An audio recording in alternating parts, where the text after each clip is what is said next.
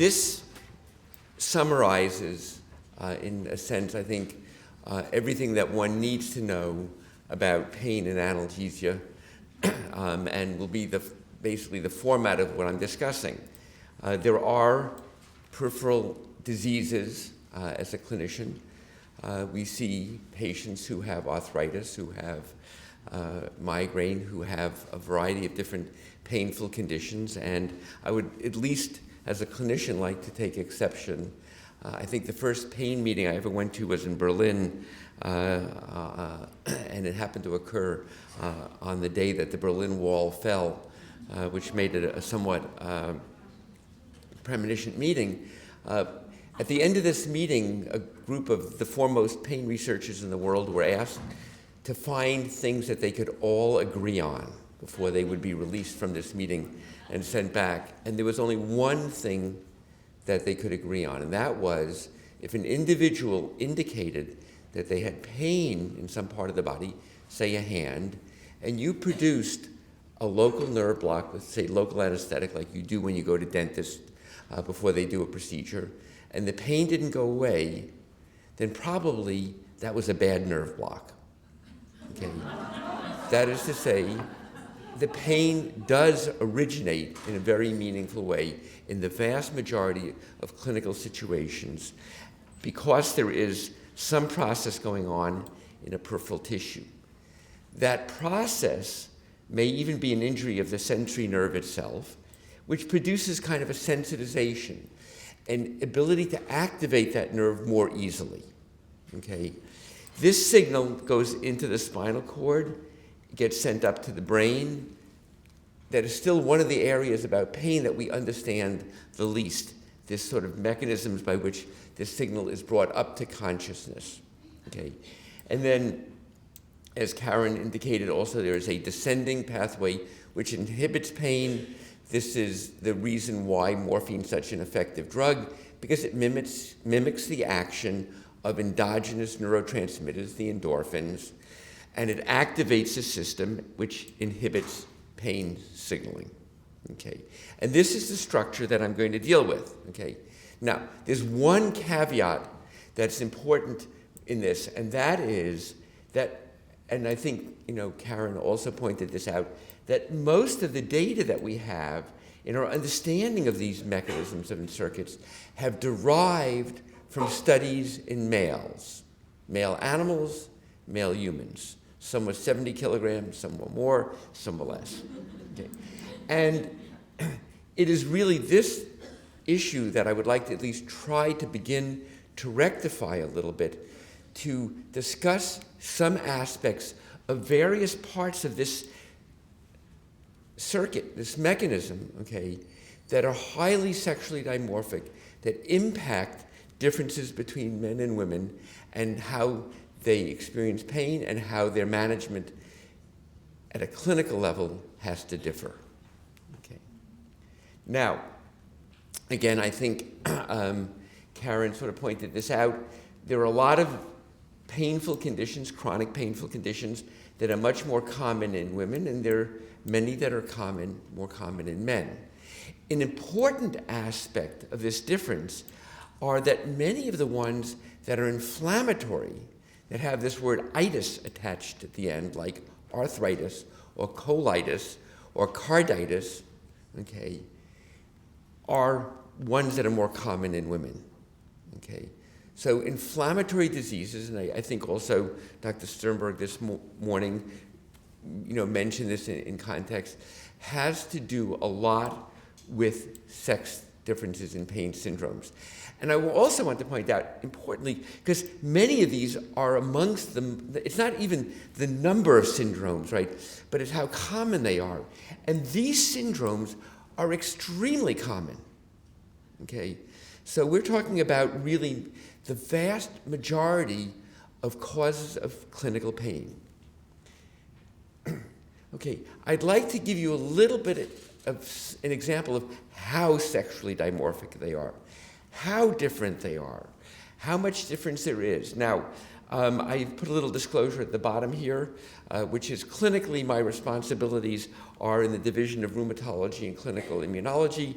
I'm dealing with patients who have autoimmune diseases, and so it's a little bit biased here to things that I do on a daily basis. Osteoarthritis, the ratio women to men is 2.2 to 4 to 1.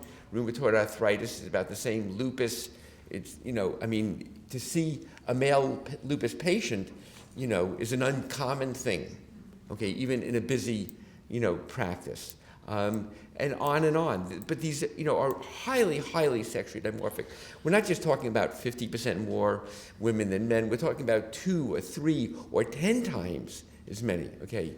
To the point where it's really rare to see these in men. So, right, I haven't quite hit the pain yet. We're still with the disease itself, the inflammation that's going to produce this pain. And the disease itself is sexually dimorphic, and the question is, why? Okay, hint.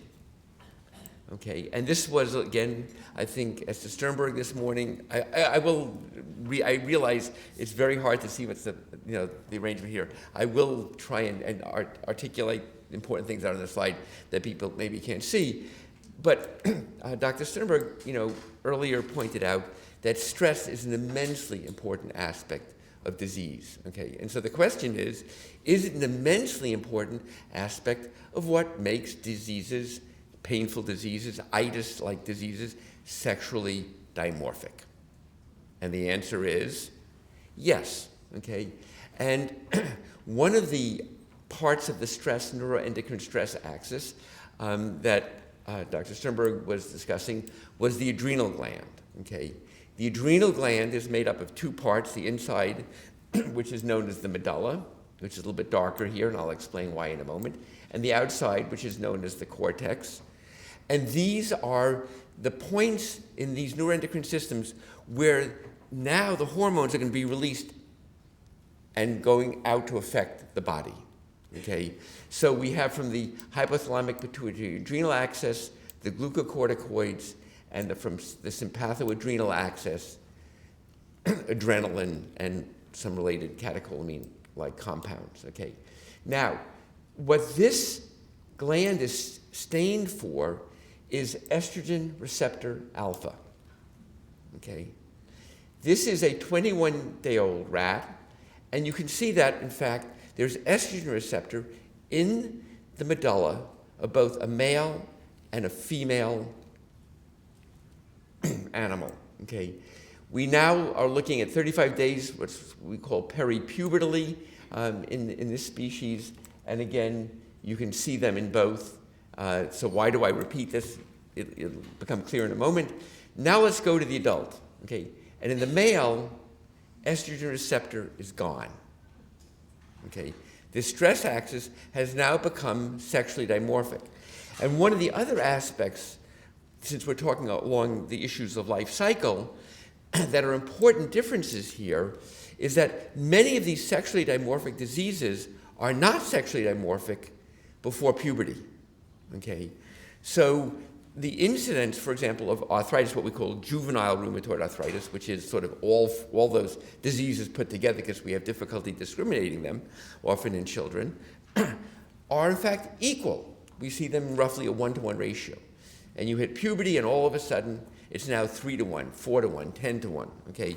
So there are important things also happening at puberty which cause this separation. If, as is shown in the bottom, you now take this 35-day-old rat, and starting on day 14, which is even earlier than this, you start to expose that male rat to male sex hormones. The female sex hormone receptor disappears, okay? So these differences are also driven by the changes that occur in sexual hormonal function at the time of puberty. So these axes are developing in a way that parallels the kind of changes that we see in these diseases. It doesn't directly implicate them in the inflammatory process in diseases, and also therefore in the sexual dimorphism. But the answer is that is important, okay? Now, I will skip this. It's a really subtle detail. But let's now look at the profile of the sex hormone in a male and a female that comes from the sympathoadrenal system, adrenaline, okay? We now take our prepubertal male and female animal, and the level is 226, 197. Not significantly different, okay? They're very similar. We now look at an adult animal, and we find that the female's level of stress hormone is almost 3 times that of the male, okay? So that change that we saw in that adrenal medulla, okay, is producing very profound effects in terms of the function of that stress axis and its representation in males and females. Okay, if we now remove the gonads, the sex hormones, in an adult, we find that in fact the female level drops down and becomes again similar to that of the male.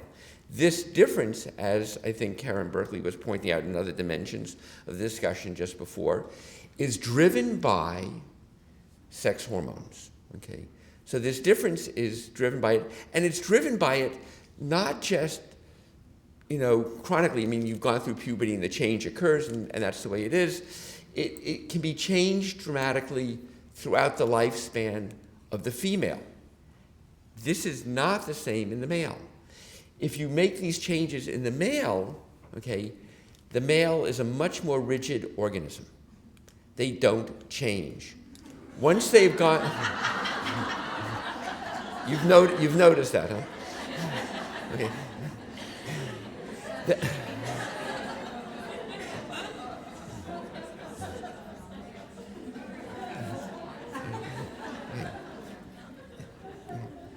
That these changes really become fixed once the male has gone through puberty, okay?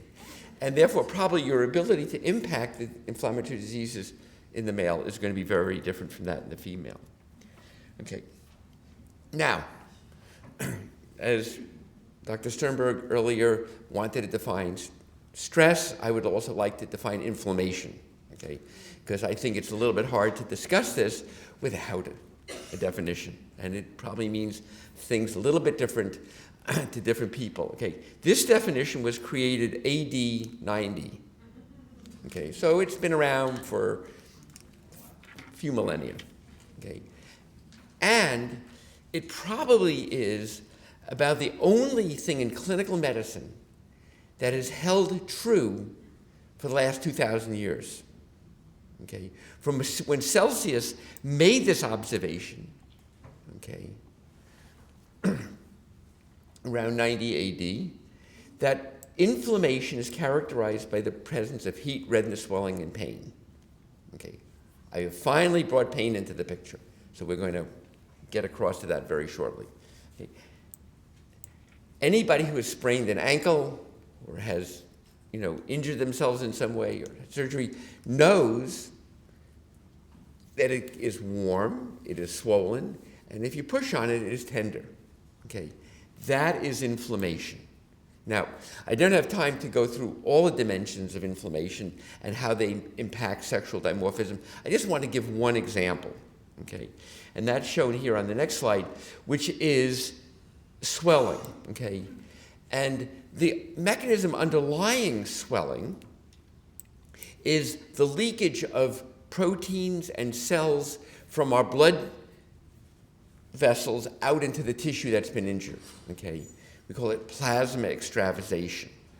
And a lot of inflammatory mediators, cytokines that were mentioned earlier, can elicit this. So when you have an immune response going on in a joint, for example, it causes this response, the plasma is extravasated, and you get swelling and warmth locally in that particular area, okay? Now, let's look at what I called before a prepubertal male and female, and their response to an inflammatory mediator, in this case bradykinin, which is a very potent stimulator of plasma extravasation. And you find that in prepubertal males and females in a knee joint, okay, this was measured, that basically the response to bradykinin is the same. Okay. Now, what happens when you look at adults? Okay, the open squares. All of a sudden, the male jumps away from the female. Okay, right, and has a much more dramatic response. You say, well, wait a minute, you were just telling me that arthritis is worse in females than it is in males. How could this be showing me now you get puberty and the male has this big response? The answer is inflammation has to be broken up into all these components. And you have to remember, inflammation is actually a reparative process. It's not an injurious process. God did not put inflammation in the body to destroy it. Okay? She put it there to protect it. When you sprain an ankle, it recovers. Okay? When you develop arthritis, it doesn't. That's a disease. That's not a normal inflammatory response. Okay? And in fact, what we have shown is that the plasma extravasation part of the inflammatory response actually protects joints. If you decrease plasma extravasation, okay, you actually protect the joint. I mean, you actually make the joint have worse arthritis. And if you increase it, you have less arthritis. So a female who does not produce as much plasma extravasation will therefore have worse arthritis. Okay. Now, again, I don't want you to leave thinking plasma extravasation is, this great thing, right? Let's take another inflammatory disease, asthma. Okay, what happens when you increase plasma extravasation in asthma? In the lung, right? You fill it with water. Any guess? You'll kill people. Right? So, you have to also understand each disease, in its context, and what, in fact, inflammation is doing there to understand, again, why there may be sexual dimorphism. Okay, so that was the disease. We were sort of out here on this sensory neuron for pain, the primary afferent nociceptor. Okay, what about this sensory neuron itself? Okay, is it sexually dimorphic? I would like to jump the gun on this a little bit by saying that if you look at almost every level of the neuroaxis, that's levels, starting out in the periphery, going all the way up to the brain, that receptors for sex hormones are present almost everywhere in the pain pathway, okay? And that these sex hormones are also in several places near sites in the nervous system that make what are called neurosteroids, okay? These are sex hormone-like molecules that are made in the brain, okay? What are they doing? Well, these are important questions that we want to be able to address, okay? This was a slide, some work done by Bill Eisenberg, who was an obstetrician gynecologist, MD, PhD in the laboratory, and a reproductive endocrine fellow, who came to the lab for a reason I will show you a little bit later. Just showing here in what we call the small diameter sensory neurons, the pain fibers, that they are highly enriched with receptors for sex hormones. Okay, in this particular case, he was staining for a male sex hormone, but in fact, female sex hormones are also found in the primary afferent nociceptor, and they are important for regulating function. Okay, and I will show you that here in a slide. These here are a couple of inflammatory mediators, prostaglandins, actually epinephrine, the stress hormone, can also sensitize the pain neurons, okay? So that difference that you see in males and females in the levels of adrenaline also is affecting receptors on pain sensory neurons directly. Okay. Now, these are just some second messengers. There's really no reason to pay attention to, the particular ones that are there. And this is an ion channel that then gets sensitized and causes the neurons to act, much more dramatically, okay? This is a normal male and how his sensory neuron signals from, say, epinephrine here, okay? And look at the female. Her signaling pathway is very different from that of the male, okay? And this is something, again, that Karen pointed out earlier, I would really like to reiterate, while the pain level may be the same, the mechanism may be very different, and therefore the treatment, the therapy that should be applied, okay, will be very different. If you give an inhibitor of protein kinase C epsilon to a female, she's not going to have any effect. In a male, it turns out to be a very powerful target for potentially treating inflammatory pain. Now, if you just ignore the male now for the rest, as I said, he is completely rigid in his structure. Nothing changes when you remove his gonads. These two pictures are identical. And pain, we're talking about pain. Okay, in the female, when you remove the gonad, okay, this is now identical to the male signaling pathway. Okay, and when you give her back her estrogen, so it strictly is the estrogen that's producing it, she completely reverts to her normal phenotype, okay, and functions as a normal female. This is all driven by sex hormones. Okay. Is this important clinically? Okay. Are these diseases really different? Okay. This is alcoholic neuropathy. Okay. People who abuse alcohol, a subset of them develop injury to the peripheral nerves. Alcohol is a toxin. Okay. We all know what it does to the liver, but it also affects the nerves. Okay. And it can produce a severe pain, which was described by a British neurologist, Lord Brain, many years ago, as like tearing the flesh off of your body. Okay. It was noticed in England about 150 years ago that in spite of the fact that the vast majority of alcoholics in London, okay, were male, that most of the patients that were being seen who had burning, painful neuropathy from alcohol were female. Okay. Those were anecdotes in a journal called Lancet, which is a medical journal. This has been now more recently documented. Women do get more severe painful neuropathy from alcohol. If you do the same thing in an animal model of alcoholic neuropathy, okay, this is a normal female here, the red bar. If you remove the gonads, the sex hormones, okay, she doesn't develop the neuropathy. If you give her back estrogen, she develops the neuropathy. Okay. Let's look at something a little bit more common. Okay, this is an animal model of chemotherapy neuropathy, the drugs that we use to treat cancer. Okay, and this is a major problem. Okay, I mean the number of people who are surviving cancer now is growing. Right, we know that 1% per year is of cancer survival rate is increasing. People are chronically being exposed to these medications. Okay, and you see that basically the female gets a more severe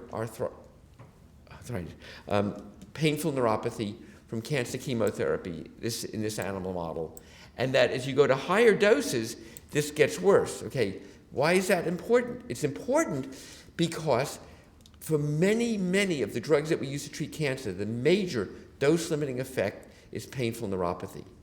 The patient develops this, you've got to decrease the dose. You've got to, okay? That means the female may be at much greater risk for not being able to receive adequate therapy, chemotherapy for cancer. Okay.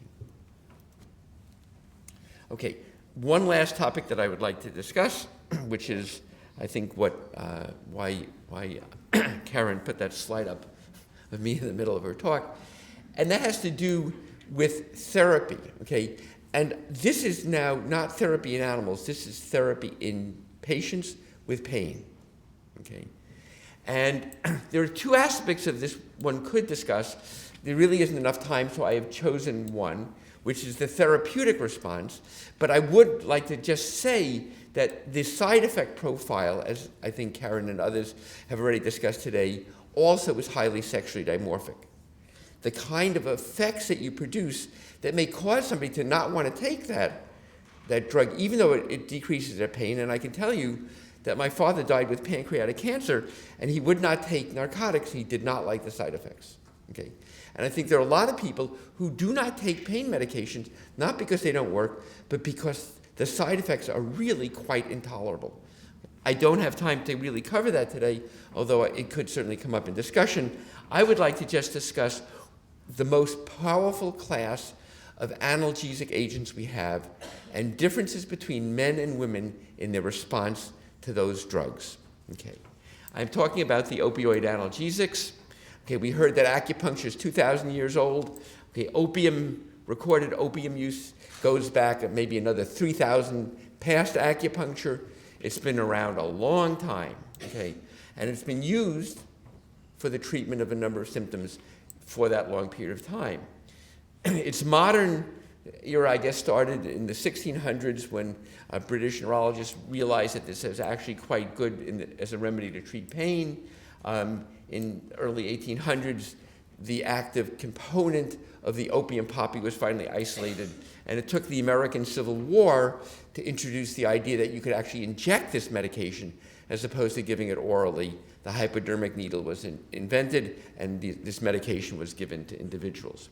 It says here at the bottom, you would have thought that by now we would know everything there was to know about opioids, right? Okay. Now, what you don't see here is that, there are differences between men and women in how they respond to the most effective analgesic agent we have, okay? And I will narrate to you a little bit how we got involved in this and why I think, in fact, this has an important take-home message, okay? Opiates, or narcotics, as it's sometimes called, come in three flavors. That is to say, there are three different kinds of receptors in the brain for these opioids that are involved in pain: the mu, the delta, and the kappa. Okay. Now, we don't really have any drugs at this point for the delta. I'm not going to discuss that today. Most of the drugs that we use are called mu opioids, things like morphine or fentanyl or heroin or codeine are mu opioids. And that really is the major part that we use. Okay. There's another class of drugs that we use that are called the kappa opioids. Things like pentazocine, nalbuphine, butorphanol. You probably haven't even heard of them, right? They've been around for many decades. You just haven't heard of them. And there's a good reason for that, and that's really, I think, the bottom line of this discussion. Okay. Now, are there sex differences? Let me just quickly touch briefly on the mu opioids, okay? These are called patient-controlled analgesia studies. That is, the patient is given a pump, they push on it to get the relief that they need. How much medicine did they use, okay, to get the relief that they need? Men use 50% more mu opioid than women. Okay, now, since it's patient-controlled analgesia, we don't know what their pain levels were. All we know is that, given the opportunity, men use more mu opioids, not less. There was, however, one recent study, or more recent study than these, which showed that if you actually looked at pain levels, so here, 4 to 6 hours after surgery, the pain level was 45 out of 100, in males 40, in females at 24 hours it was 24 and 26, no difference, okay? However, the morphine use was again 50% greater, okay? It takes more mu opioid to relieve pain in men, okay? Contrary to many popular opinions. But really, what I think is a very interesting story has to do with this other class, the kappa opioids, right? The kappa opioids, if there are any emergency room doctors here, I don't mean to offend you, but this is a class of drugs, the kind of thing that somebody comes in, you think is an abuser of drugs, and they come to the emergency room, they say, oh, I've got a migraine or, problem. I've got just a narcotic for you, right? They give them one of these, and they ship them out, right? People think they don't work. They're really bad drugs, right? They've been around, but they're just not used very much. Well, we were interested in studying pain and the effects of analgesics, okay, unrelated to sex. The way we do it is we take patients, individuals who need to have what are called bony impacted wisdom teeth taken out. So they have to have a piece of the jaw removed to get the tooth out, okay? That produces moderately severe pain, or I should say moderate to severe pain, right? I mean, you have a piece of your jaw removed, it's not a small procedure, okay? We then have what's called the baseline pain before. We give them some form of therapy, and we measure it afterwards. And this difference, this decrease here, is something we call analgesia. Okay. Now, I lied earlier, so I'm going to correct my little white lie, and that is this descending pathway is a little bit more complicated than I let on initially, and that is it's made up of, as Karen said, a circuit, right? A set of neurons that talk to each other, and each of them use different neurotransmitters. So we were interested in the idea maybe we could combine, drugs that worked at these different neurotransmitters, get enhanced analgesia and fewer side effects because we could use a lower dose. And so we did a study, and we were combining one of these cap opioids, the reason why, with a drug called baclofen, not going to go into the reason why, and lo and behold, look, baclofen increased the analgesic response to pentazocine, right? And we were writing it up, and we were sending it to a journal, and we wrote in the methods, we wrote in the results, and we wrote in the discussion, oh, by the way, there's more men in one group and more women in the other, right? In this group, there were 3 males and 15 females. In this one, there were 9 and 7 in the other direction. We really don't think this has anything to do with anything. I'm being honest at the moment, okay? And we sent it to the journal. God bless the reviewer who said, stop complaining and do what's called a covariate analysis, right? You can take statistically and just eliminate the sex difference, right, to show that really that was not the cause. So you don't have to complain about this. Well, we did, and I will never forget the day that Bob Gear came from the back room because I asked Bob, look, just do the statistics, we'll be done. Okay, we can get the paper published. And he came back and he said, you're not going to believe this. Okay, this is the female, right, with and without baclofen. This is the male with and without baclofen. 100% of the difference had to do with the difference between men and women, not between whether or not they were getting this second drug added to their opiate. Okay. And so things started. Now, to study this, okay, one of the first things that we had to discuss was, and this was discussed by Dr. McKesney, by Karen, the placebo effect, right? Because, there's all this issue, well, men and women are different in the perception and how they're treated and so forth. So maybe really all that we're looking at is just placebo effect because that's mediated by endorphins. The answer is no, right? There's no difference in the response to the placebo group in these studies. Okay. Now, this is another cap opioid that I mentioned, nalbuphine. Okay. And we were just looking at what's considered a respectable dose in men and women. Okay, this is the analgesia produced, a decrease on the visual analog scale of 2.5 points. That's very strong analgesia. That's getting close to a good dose of morphine. Okay, this is in men. A little bit of analgesia gets up there, and then it comes down. And in fact, the male ends up with pain worse than before you started. Okay? This is something very different. What's going on here? Okay, so we looked at a lower dose. Now, you figure a lower dose, okay, then everybody's going to have less analgesia, right? Well, the female had less analgesia, right? This is the red one here, when we gave them 5 milligrams instead of 10. Remember, before they were up here. The male now only had the worsening of pain. Okay. The pain in the male patients was increased by almost 3 on the visual analog scale. That's 0 to 10. If you're starting with an average pain of about 5 or 6, you're ending up with an average pain of 9. Okay. And you can't go higher than 10.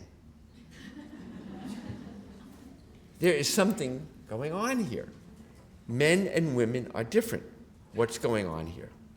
Well, we had this idea that maybe this class of drugs was actually working at 2 sites in the brain, not 1. the kappa receptor, and there it produced analgesia, but also at another receptor that it produced anti-analgesia, or made pain worse. And that men had more the bad receptor, okay? And for reasons that, long and arduous, we decided maybe since this is an opioid, it also was an opioid receptor. And if we could be lucky, we could give a little bit of a blocker for the opioid receptor, and maybe we could block this pathway before we block this pathway, okay? Okay, this is the male with 5 milligrams of morphine, okay? This is this blocker, naloxone, here itself having no effect on pain, okay? When combined with this dose of nalbuphine, now turned a male into what looks like a female, okay? Right? Male imitating female.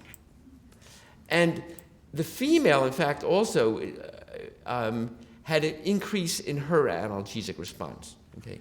So the female does have some of the anti-analgesia receptor, but clearly there's a lot more of it in the male than in the female, okay? These are drugs that have been used for decades, okay? When we first reported this, the New York Times wanted to do one of their science sections on it, and they said, well, we need to interview some clinicians, to ask them about your data. So I said, okay, Russ Portnoy at Memorial Sloan Kettering Cancer Center in New York, one of the world's authorities on managed pain, called Russ Portnoy. New York Times is in New York. That would be a good hookup. They called Russ Portnoy. Russ Portnoy's response was, I've never seen that. Okay, so that really is the bottom line of this. And there were, in fact, at the time we were doing these studies, Park Davis, okay, now part of Pfizer, was developing a kappa opioid with the idea that if they could clean it up and make it more pure kappa, right, that they would get better pain relief, right? 1996, about the same time, okay. They did 3 studies. 1, they got very good pain relief with their new kappa drug, anadeline. 2, they got horrible analgesia, okay. The 2 studies with the horrible analgesia were patients having wisdom teeth out, okay. 100% of the patients in those studies were male, in both studies. The 3rd study was post-episiotomy pain, labor and delivery. That was the study that got good analgesia, okay. One of the people who was running these studies came to visit UCSF about a year after this occurred, just before our papers had come out. And I said to him, John, is there any chance that this could be due to the sexual difference between your groups of patients? He said, absolutely not. Okay. This is a drug company who had an investment, right, in being right, who could have sold this as a drug for females. And it would have been a perfect drug. Absolutely could not see it. Okay. There was also, from about the same era, what's called a meta-analysis, analysis of data already in the literature by a group, Halpern and Carter, in anesthesia and analgesia, 1996. And they were interested in the efficacy of kappa opioids in labor and delivery compared to a morphine-like drug, meperidine, a potent analgesic. And what they found was that it was equally effective to high-dose mu opioids like morphine, okay? It produced less nausea, less side effects, and the women overall liked it better, okay? Now, I told you about this reproductive fellow, Bill Eisenberg, who came to the laboratory to get involved actually in this research. So Bill went up to the labor and delivery, the charge nurse in charge of our labor and delivery at UCSF, and said, how come we don't use kappa opioids, right? And I'll have to tell you, actually in the community doctors knew about it, and they were using them, okay, very effectively. We didn't use them at UCSF. And so Bill went up to the charge nurse and said, how come we don't use them? And she said, because Chucky says they're a bad drug. And he said, who's Chucky? Well, it turns out that her brother is a guy named Chuck Interisi, who will have to live this down for the rest of his life because Kara knows him, is one of the foremost clinical pharmacologists in the world at Memorial Sloan Kettering, right? And he told his sister, don't you let those doctors use those kappa opioids. They're terrible drugs. Okay, now, one last comment. And that is, I think it is important as we go forward in this field to know that there are also not only differences between men and women, there are differences between animals and humans, okay? And, okay. And this is looking at kappa opioids for analgesia in animals, okay? And what it says here is, it's more potent in men, in males. And in fact, the same literature also exists for mu opioids. In most animal studies, they're better in males, okay? We can discuss why this may be true. We have certainly ourselves, because of our interest in trying to find this anti-analgesia receptor and characterize it at the molecular level, we're trying to actually get past this in animal studies, and absolutely we're unable to do it. Okay, so to end, okay, a little quote from Emerson: "The years teach much which the days never knew." Right, it's of no revelation to anybody that girls and boys are different. Right, but it is important, medically speaking, it is extremely important that there are major differences in the diseases and their management between men and women. And this holds, and we can discuss this, I believe, as well for aspects of complementary and alternative medicine. And I would also like to thank the Diana Foundation and UC San Diego for generating this conference, because this really is a very critical issue which is not being addressed. And really, at this point, historically, we are looking only at the tip of a very, very large iceberg.